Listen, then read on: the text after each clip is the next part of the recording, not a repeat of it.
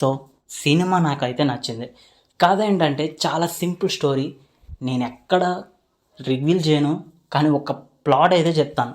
ఏంటంటే ముంబైలోని ఓజిస్ గంభీరా అనే ఒక గ్యాంగ్స్టర్ ముంబైని వదిలి వెళ్ళిపోయాడు అని చాలామంది అనుకుంటారు.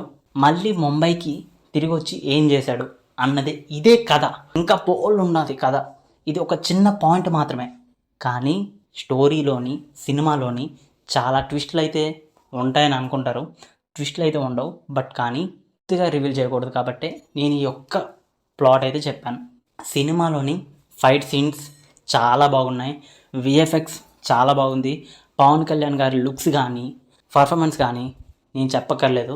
సో ప్రియాంక మోహన్, అర్జున్ దాస్, అలాగే ప్రకాష్ రాజ్, శుభలేఖ సుధాకర్, ఇలా చాలా పెద్ద పెద్ద క్యాస్ట్ అండ్ క్యారెక్టర్స్ని ఎంచుకున్నారు డైరెక్టర్ సుజిత్. ఈ సినిమాకి భారీ ఎలివేషన్ సీన్స్ ఇస్తూ